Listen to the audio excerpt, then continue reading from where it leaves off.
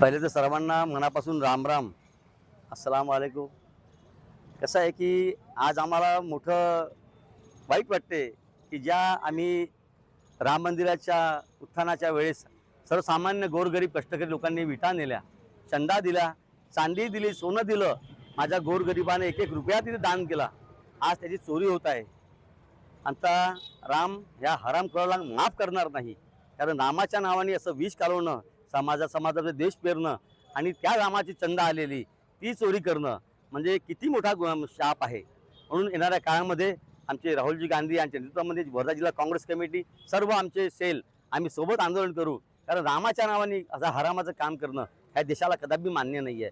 रामांचा सहिष्णू होता, त्यागी होता, तपस्वी होता. राम हा दयाळू होता. पण यांनी घराघरात देश पेरला, माणसामध्ये देश पेरला, समाजामध्ये देश पेरला. म्हणून राम कधीच माफ करणार नाही. आणि शेवटला हा चंदाचोर हरामखोर बीजेपी पक्ष हा भारताला कुठे देशोधडीला लावते आहे. याच्या पाठीमागे जे जे लोक आहेत सर्वांना अटक झाली पाहिजे, त्यांना पनिशमेंट झाली पाहिजे. म्हणून आता जे सत्याग्रहाचं आंदोलन आहे, भजन सत्याग्रह आहे.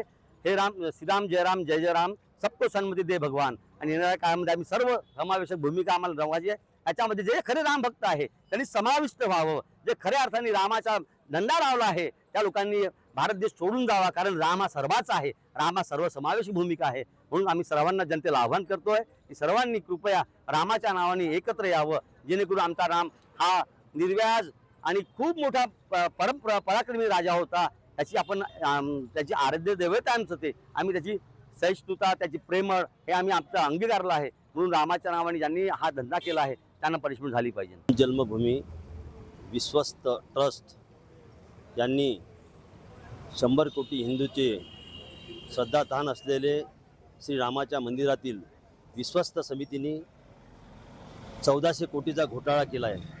त्यामुळे आज या ठिकाणी महाराष्ट्र प्रदेश काँग्रेस कमिटीच्या वतीनं, जिल्हा काँग्रेसतर्फे या ठिकाणी सर्व सेलच्या वतीनं या ठिकाणी सत्याग्रह आंदोलन आम्ही रघुपती राघव राजाराम याच्या भजनाने आपण या ठिकाणी आज दिवसभर करत आहोत. भाजप सरकारने आणि RSSनी या देशामध्ये जे लूट लावलेली आहे रामाच्या नावाने आणि रामाचं नाव बदनाम करून यांच्या मनात राम नाही, यांच्या डोक्यात राम आहे आणि हिंदूच्या नावावरचा पैसा सगळा यांनी लुटून नेलेला आहे.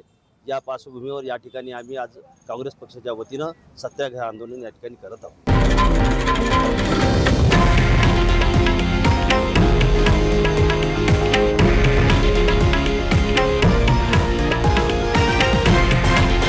हे आहे देशातील नंबर 1 न्यूज नेटवर्क आणि आपण पाहत आहात TV9 मराठी, एकमेव.